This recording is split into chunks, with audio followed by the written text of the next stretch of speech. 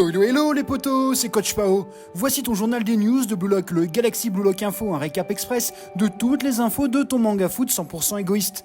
On commence avec Japan Expo 2024 qui a débuté le 11 juillet et se finit le 14. Comme toujours, focus sur Blue Lock et son stand avec son éditeur Pika Édition.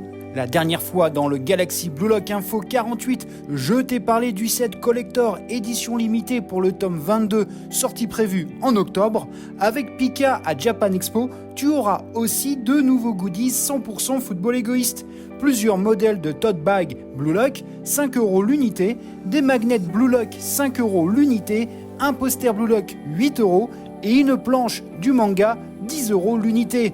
Et si tu achètes des mangas Pika Édition dont tu auras des goodies en plus, deux mangas dont un Blue Lock acheté et tu auras un stand en acrylique au choix sur deux modèles et une gourde Blue Lock offerte si tu achètes 3 tomes dont un manga Blue Lock. Tu peux aussi acheter du Blue Lock épisode Nagi, ça fonctionne pour avoir tes goodies. Au stand Pika, tu peux aussi te procurer un Bob Blue Lock en participant au défi de Ego, un jeu avec des cubes de puzzle géants présents sur le stand. Par contre, Jinpachi Ego a grave changé pour le coup. Autre ambiance, mais autre convention geek animée, c'est à Los Angeles. Souviens-toi, c'était à la convention animée Expo de LA qu'on t'avait présenté la saison 1 de l'animé Blue Lock avant Japan Expo. Ici pour l'édition 2024, les fans américains ont eu un super stand avec statues géantes de leurs héros et des décors de ouf. Mais pas seulement, le 5 juillet dernier, les fans ont pu faire la connaissance du seiyuu de Isagi et Nagi, ainsi que l'éditeur du manga et le producteur de l'animé. Quel dommage que je n'y sois pas allé, j'aurais eu pas mal de choses à dire et pas forcément que des choses positives. Ce qui m'amène à parler de la saison 2 de l'animé, qui va commencer en octobre et qui a déjà un premier trailer.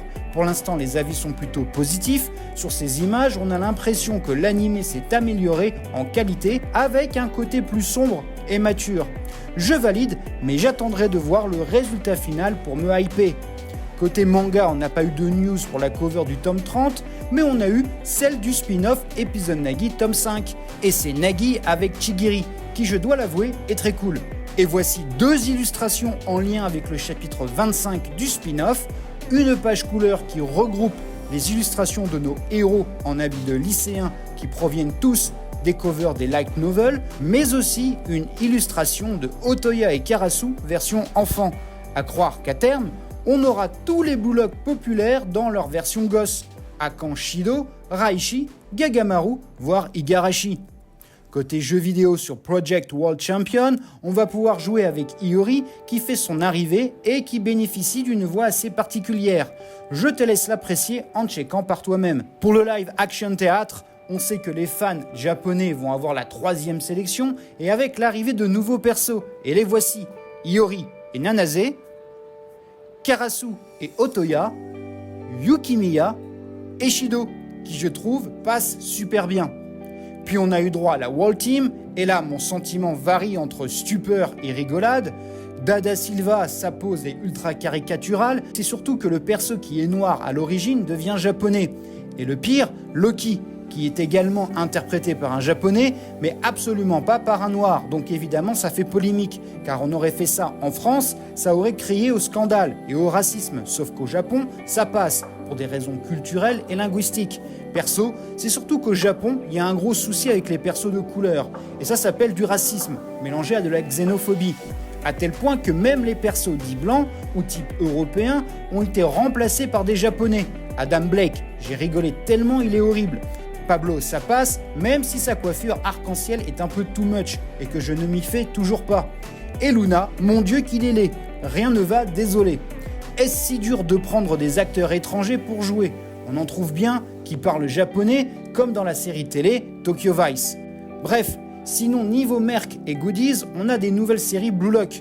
Un pop-up store pour juillet avec le thème de l'été et des pistolets à eau.